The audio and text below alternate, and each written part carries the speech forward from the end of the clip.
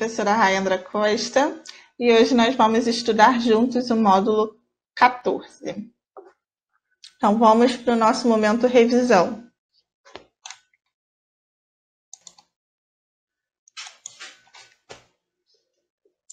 Então, existem alguns conceitos que a gente precisa lembrar, né, para poder entender esse módulo direitinho. O primeiro desses conceitos é a matéria orgânica. O que é a matéria orgânica?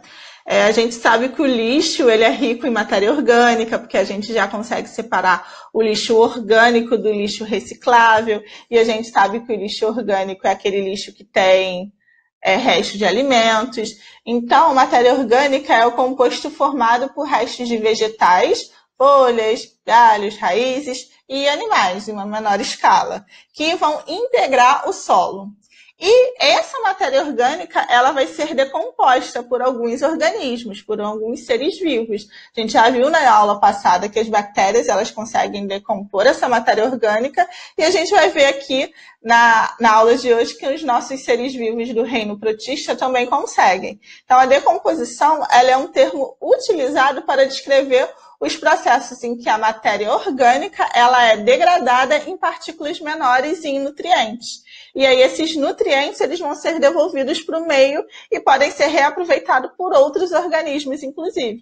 Então, quando a gente tem ali a decomposição no solo, né, o solo fica rico e serve para outros organismos, né, se desenvolverem. Outro conceito que a gente já sabe é o das diferenças de reprodução assexuada para reprodução sexuada. A gente sabe que a reprodução assexuada, na reprodução sexuada, há a presença deles. A gente consegue dar mais uma característica para diferenciar? A gente sabe que a reprodução assexuada ela é um pouco mais rápida também, né? E a principal característica também é a variabilidade genética. Então, na reprodução sexuada, a gente tem os dois gametas. Então, eu tenho dois materiais genéticos diferentes que vai formar um novo indivíduo. E na reprodução assexuada, não. A gente tem um indivíduo igual ao indivíduo que deu origem. Então, essa é uma diferença que a gente precisa lembrar. E os 5 reinos que a gente já estudou agora, que você vai relembrar aí na sua casa. Então, o módulo de hoje é o módulo 14, como eu disse anteriormente, e ele tem como título Por que as algas são essenciais para o equilíbrio atmosférico. Então, a gente vai estudar, né, a relação das algas com a atmosfera.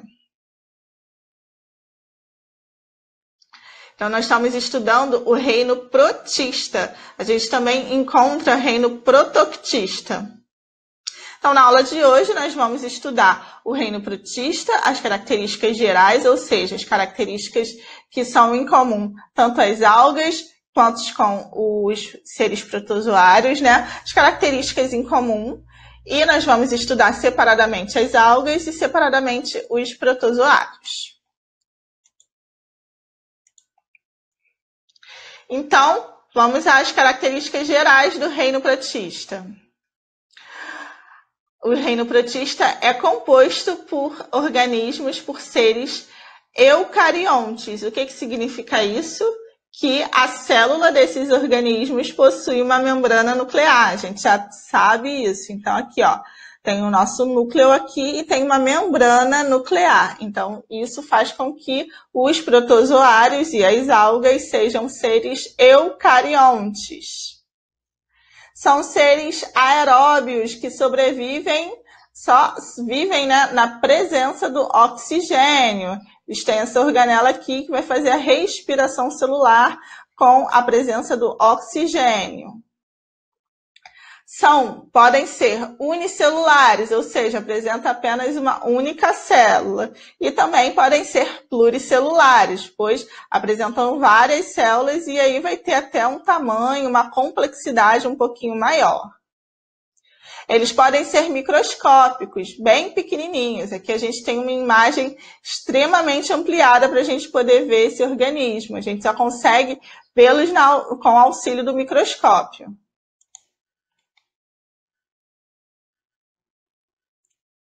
Temos os seres macroscópicos, ou seja, a gente consegue ver a olho nu, né? Então, a gente tem algumas algas que a gente consegue ver a olho nu. São seres autotrófos, ou seja, produzem o seu próprio alimento. Então, aqui a gente tem uma alga verde que possui clorofila e, com isso, ela consegue realizar a fotossíntese. Também temos os seres heterotrófos dentro desse reino, que não produzem o seu próprio alimento. Esses seres eles podem ser de vida livre ou eles podem parasitar também. Eles vivem junto com outros seres de outras espécies. Então, vamos lá. As algas. Nós vamos relacionar as algas com a atmosfera que a gente vive. Então, o primeiro conceito que a gente entende um pouquinho errado é que quem é o grande responsável pelo oxigênio que a gente respira são os vegetais. E aí, por isso, eles são considerados o pulmão do mundo. E isso não é muito bem o que acontece. Então, aqui eu trouxe uma imagem aqui, né, de uma floresta apresentando um pulmão, né? Essa floresta está, né, desmatada aqui, que é bem grave isso, a gente sabe a importância dos vegetais. Só que essa questão de ser pulmão do mundo, ela está um pouquinho errada. Por quê? Porque os verdadeiros seres que vão, né, produzir o oxigênio que está na nossa atmosfera não são os vegetais, são as algas. Então, o termo correto, né, é o pulmão do mundo invertido. Isso é feito pelas algas. Então, são os seres autotrófos, ou seja, as algas fazem fotossíntese e esse fenômeno é responsável por compor o oxigênio da atmosfera. Então, alguns pesquisadores, né, eles conseguiram estimar que a fotossíntese que ocorre nos oceanos produzem aproximadamente 50% do oxigênio do planeta. Então, a gente tem a importância das plantas também, mas 50% do oxigênio da nossa atmosfera é produzida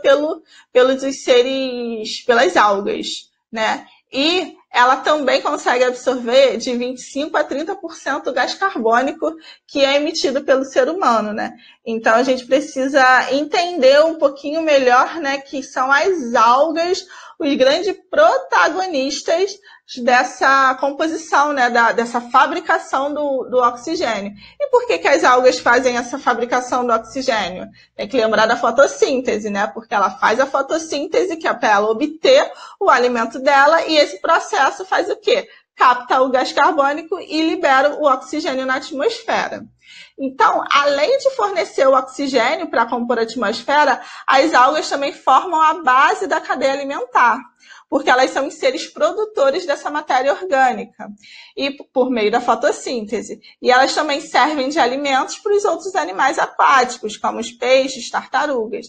Então, ela é a base da cadeia alimentar, ela também são os seres produtores. Então, aqui eu trouxe um quadrinho, né, dando ao grande valor das algas, que elas, né, a gente sempre fala que a Amazônia é o grande pulmão do mundo.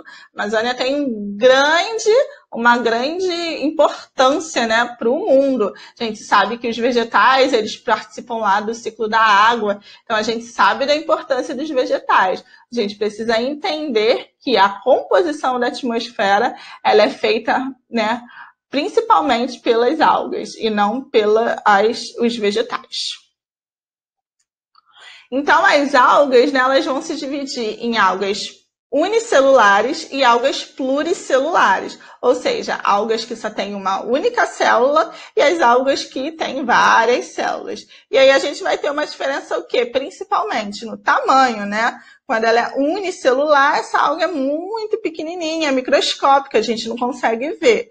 E quando essa alga é pluricelular, ela já é maior e aí a gente já consegue ver a olho nu algumas delas. Então, as algas unicelulares vão se dividir em euglenófitas, crisófitas e pirrófitas.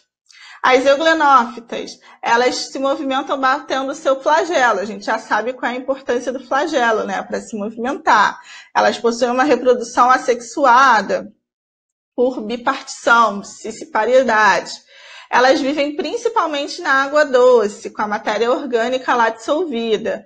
A clorofila é o principal é o principal pigmento delas, e elas vão compor o fitoplâncton. Lembra que o fitoplâncton ele é composto por algas e por cianobactérias, que a gente viu lá do outro reino? Então, elas também vão compor o fitoplâncton. As crisófitas, elas podem viver tanto no ambiente de água doce como de água salgada. Também vão ter uma reprodução assexuada. Ela vai possuir a presença de pigmentos marrom, amarelados, né? E aí a gente chama de algas douradas. E elas formam os representantes dessas crisófitas são as diatomáceas. E elas têm esses formatos aqui bem bonitos, porque ela tem uma carapaça, ou seja, em volta dela tem uma carapaça protetora de sílica. Então, ela tem esses formatos diferenciados. E uma curiosidade é que quando essas algas morrem, essa carapaça ela vai se depositando uma em cima da outra e forma o diatomito. Então, o diatomito é formado por algas. E as pirrófitas, que são conhecidas como os dinoflagelados. A gente vai lembrar delas porque tem grandes representantes das pirrófitas. Na maioria são marinhos, né, e podem apresentar clorofila como pigmento ou outros. Então, ela pode ter uma cor verde, pode ter outras coisas. Flageladas, elas podem ser tanto autotrófas, certo? Se elas possuírem clorofila, elas vão fazer fotossíntese, ou heterotrófas, elas vão consumir a matéria orgânica ali daquele ambiente. E aí, esses seres flagelados, eles vão ser responsáveis pelo esse fenômeno da maré vermelha.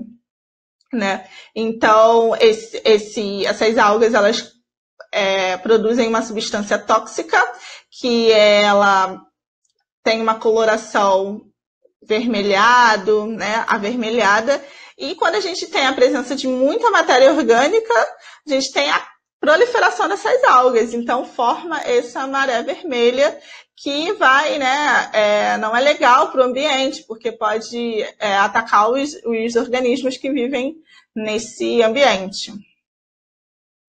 E a gente também tem alguns dinoflagelados que produzem luz. E aí tem esse fenômeno lindo aqui, que é chamado bioluminescência. A gente também tem, né, o aumento aí dessa matéria orgânica que vai trazer a proliferação dessas algas. E a gente também tem a relação das algas com os corais. A gente precisa lembrar que os corais são animais, são parte do reino animal. Então, os corais são animais.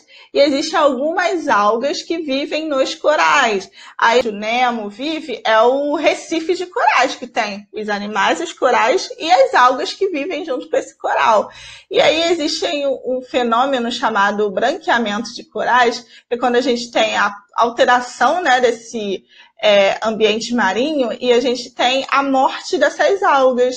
E aí o que acontece? Esses corais que são extremamente coloridos, diversos, eles vão ficando branco. A poluição, ela pode levar à morte dessas algas e levar ao branqueamento dos corais. Então, nas algas, nós vamos ter um tipo de reprodução chamado de alternância de gerações. Em algumas algas só, tá, pessoal? Vamos ver aqui como é que acontece. Então, vão ter dois nomezinhos, que é o esporófito e o gametófito, né? E eles têm esses nomes porque o esporófito vai dar origem a esporos e o gametófito vai dar origem a gametas.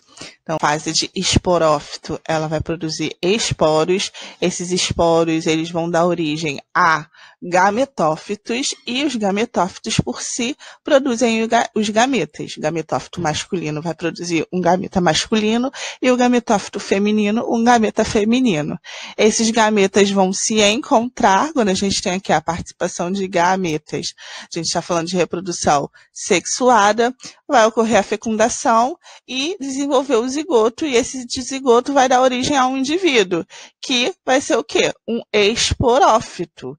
E aí, esse esporófito, em um momento, vai produzir esporos, e esses esporos vão se diferenciar em gametófitos, e assim o ciclo continua. Tudo bem? Esse é um tipo de reprodução que acontece nas algas e se chama de alternância de gerações. Beleza? Mas não ocorre em todas as algas, só em alguns tipos de algas. Agora nós vamos falar das algas pluricelulares. Elas vão se dividir em clorófitas, feófitas e rodófitas. Essas são algas, né, pluricelulares, que possuem mais de uma célula. Então, elas têm uma estrutura um pouco maior. A gente consegue ver alguns representantes dessas algas a olho nu. Às vezes, a gente consegue ver até na praia, quando a gente vai à praia. Quando era possível ir à praia, né, gente? Porque agora tem que ficar em casa. Ninguém pode sair para ver a alga na praia, não. Então, as clorófitas, elas são conhecidas como as algas verdes, porque a gente consegue ver a olho nu, né? E elas apresentam clorofila, que vai dar essa coloração para ela. Elas são comuns, né, na costa brasileira, a gente consegue ver clorófitas quando a gente vai na praia, como eu disse, e ela vai servir de alimento para alguns animais, como tartarugas e peixes. Aqui é a alface do mar, né? A gente sabe que não é alface, ela é uma alga, e o nome popular dela é alface do mar, e a gente consegue ver quando a gente vai na praia. As feófitas são as algas marrons ou pardas, e essa coloração ela vai variar. E essas algas elas podem atingir tamanhos enormes, até 50 metros. Então a gente fala que forma até uma floresta, né, submarina, mas a gente sabe que floresta não é o nome certo, por quê? Porque as algas não são vegetais. Elas são bastante usadas na alimentação humana, porque elas são fontes de vitaminas e minerais. Então são as alguinhas que têm essa coloração meio marronzinha. E as rodófitas, que são chamadas de algas vermelhas. Então, elas possuem, né, esse pigmento vermelho, mas elas também podem possuir outro pigmento. A maioria delas é marinha, mas também existem algumas algas vermelhas na água doce. E elas são utilizadas na alimentação também. Aqui está uma fotinha de uma alga vermelha. Então, vamos ver um tamanho maior as representantes de cada uma dessas classificações. As clorófitas aqui, a gente pode ver aqui, ó, tá vendo essa enorme alga que a gente consegue ver na praia e tudo mais. As algas feófitas, né, que tem essa coloração marrom, aqui também. E as algas vermelhas, né, que a gente também consegue ver, elas são utilizadas, às vezes, quem tem aquário usa também. E as rodófitas a gente utiliza muito na nossa alimentação porque ela compõe, né, o nori, que é aquela alga que reveste o sushi.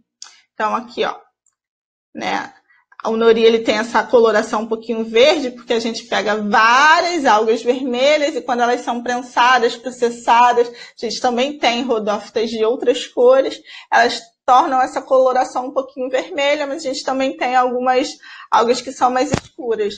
Então, elas são as algas que a gente usa para revestir o sushi. E também a alga que a gente usa na composição de agar-agar.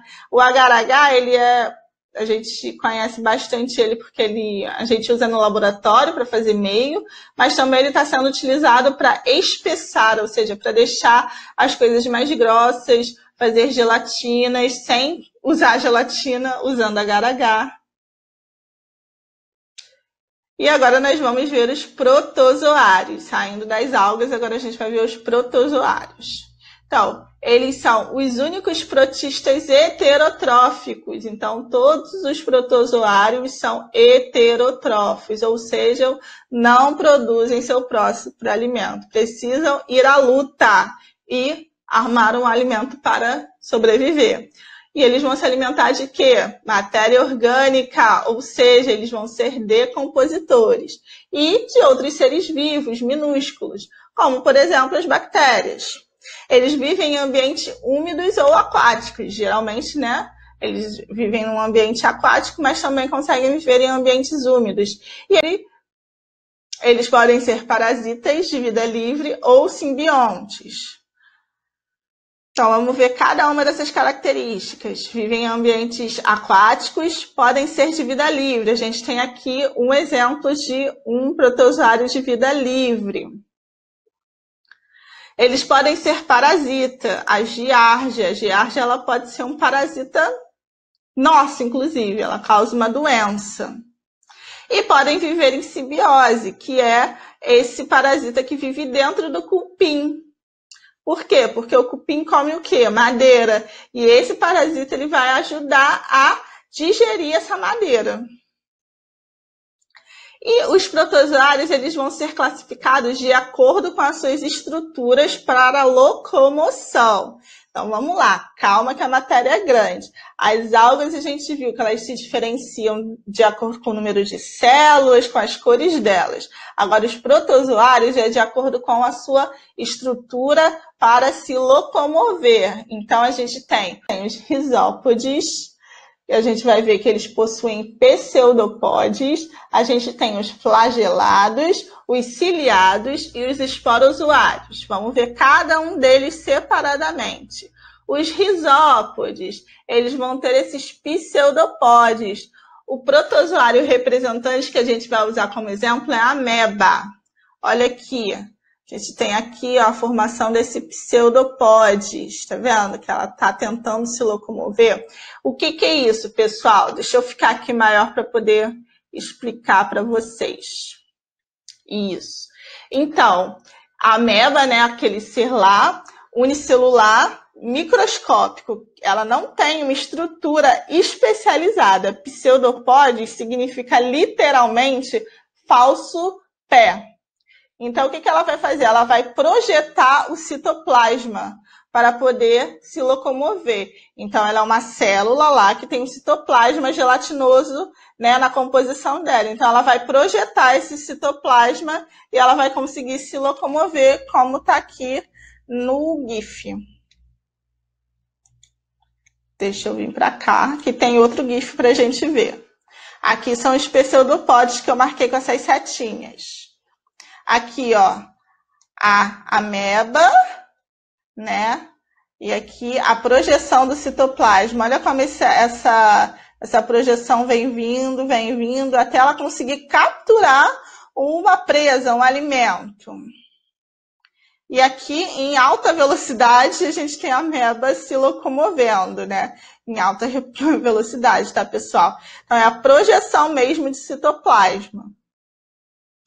Os flagelados, como o próprio nome diz, eles vão ter o flagelo, que vai bater e eles vão conseguir nadar. Aqui a gente tem um exemplozinho aqui, ó, os flagelos batendo e eles conseguindo se locomover felizes e contentes. Os ciliados, eles possuem cílios. Então, esses cílios vão bater também e ele vai conseguir se locomover. A gente tem os esporozoários, que são os protozoários que não possuem nenhuma estrutura especializada para locomoção. E aqui o toxoplasma, eles não possuem nenhuma estrutura, eles também não têm aqueles falsos pés que conseguem se locomover, eles não têm essa estrutura. Então, o que acontece aqui?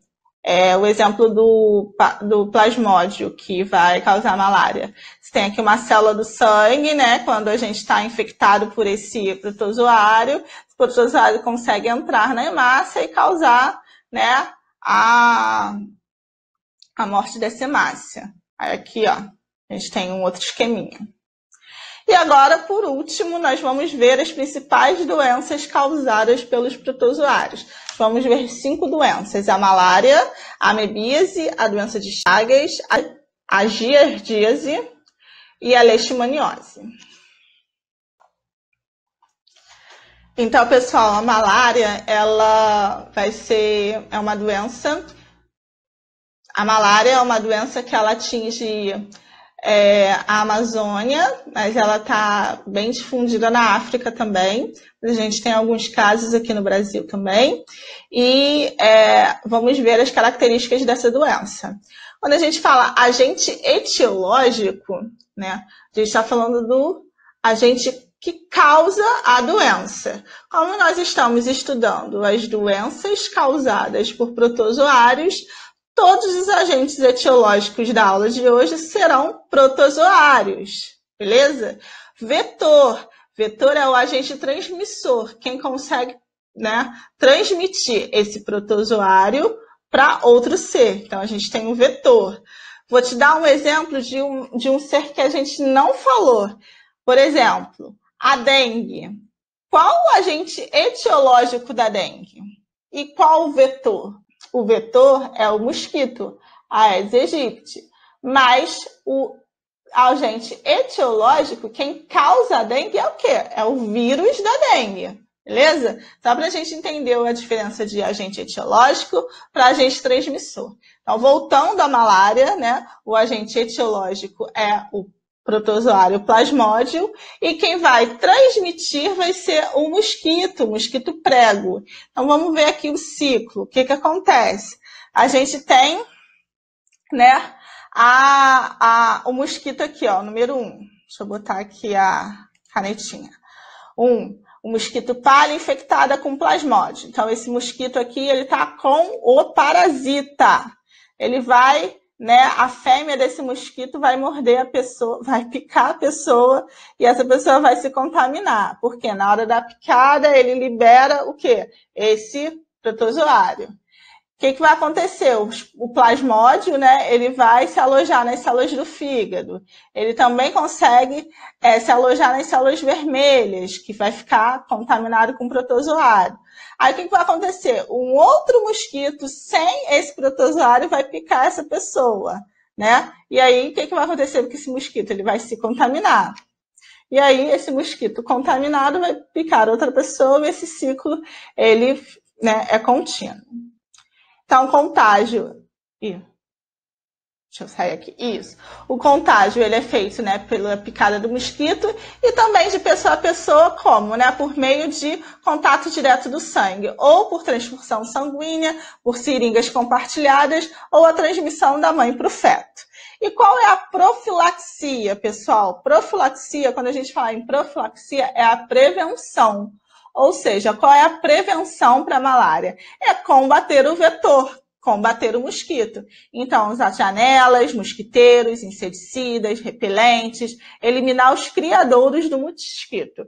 Quando a gente elimina os criadouros do mosquito, a gente também está falando o quê? Saneamento básico, né? Então, a gente, tendo saneamento básico, a gente diminui o criadouro do mosquito. A amebíase. A amebíase, ela vai ser causada pela ameba, né? E ela não tem vetor, ou seja, a gente se contamina com a ameba quando a gente ingere alimento ou água contaminada com esse protozoário. E a profilaxia, a prevenção vai ser o quê? O saneamento básico, né? E consumir apenas água tratada e alimentos lavados. Por quê? Porque a gente precisa lavar os alimentos para tirar qualquer parasita, qualquer ser microscópico que pode causar uma doença para a gente.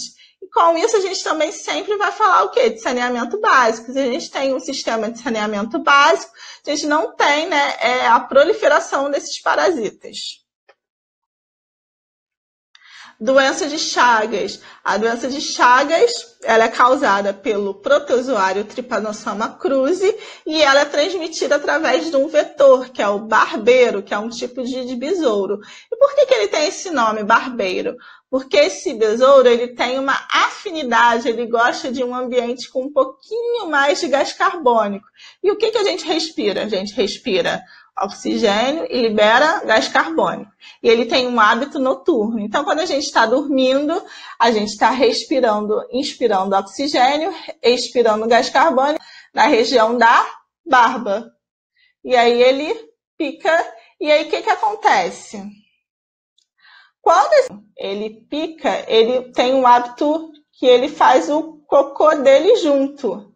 e é no cocô dele que está o protozoário. Aí o que acontece? Você relevou a picada, ele defecou junto e aí você coçou. Quando você coçou, esse protozoário entrou lá na ferida de sangue e tudo mais, e vai ocorrer o ciclo dele. Então, a contaminação, né, pode ser através da picada, quando a gente coça, pode ser através pelo olho, nariz, boca, ou feridas que a gente tem no corpo, através da transfusão de sangue contaminado da mãe para o filho, ou a ingestão de carne ou suco contaminado. Há um tempinho atrás, né, a gente sabe que o barbeiro ele pode se alojar, né, em estrutura, né? Ou, por exemplo, na cana-de-açúcar, então a gente teve cana-de-açúcar contaminada, e o açaí também tinha o barbeiro.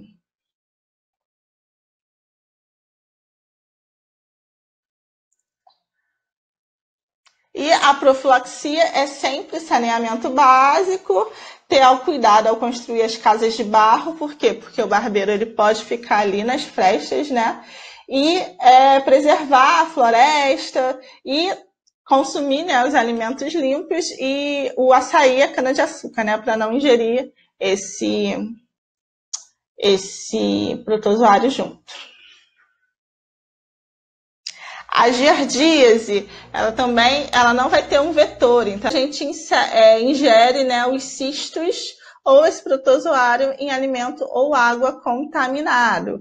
A profilaxia, ou seja, a prevenção, é o saneamento básico, bons hábitos de higiene, consumir apenas água tratada, né, e ter o saneamento básico lá, defecar em banheiros com rede de esgoto ou fossa séptica. Os sintomas da giardíase, né? Em crianças, são fortes dores de barriga, um emagrecimento e uma diarreia gordurosa, e a perda de apetite e sono. Já em adultos, essa doença é um pouco mais assintomática.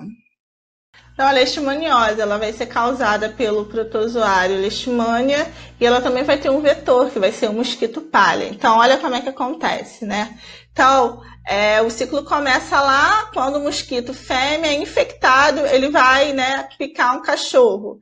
E aí esse cachorro vai ser o reservatório desse protozoário. E aí, como a gente convive com cachorros, o que vai acontecer? Um outro mosquito vai lá, pica esse cachorro e vai picar o ser humano junto. E aí, o que acontece lá no ser humano? O ser humano vai desenvolver a doença. E quem está mais propensa a essa doença são as crianças. E o cão, ele não consegue passar a doença para o dono, tá, gente? Como a gente convive com o cachorro, o que acontece? O mosquito que pica o cachorro pode picar o dono. E aí, ao picar o cachorro contaminado e picar o dono, esse mosquito que vai trazer a doença, tá bom? A profilaxia vai ser o saneamento básico e o combate ao mosquito. E os sintomas são febre, perda de peso, fraqueza, anemia, inchaço no baço e no fígado, né? Então, a matéria é enorme, né? Vamos resumir aqui tudo junto. Eu e vocês juntos. As algas, elas podem ser classificadas em unicelulares e pluricelulares. As unicelulares podem ser classificadas em euglenofitas, crisófitas e pirrófitas. E as pluricelulares em clorófitas, feófitas ou rodófitas. Os protozoários, eles vão ser classificados através da sua estrutura para locomoção. Então, a gente tem os risópodes, que tem os falsos pés, os flagelados, que possuem flagelos, os ciliados, que possuem cílios, e os esporozoários, que não possuem nenhuma organela.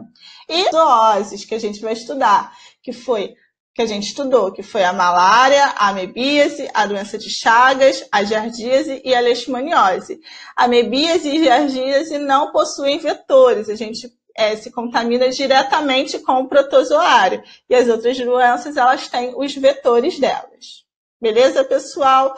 Se ficou alguma dúvida nessa aula, vocês podem mandar um e-mail para mim, para o e-mail da escola, que eu vou tirar dúvidas de você, beleza? Até a próxima, pessoal!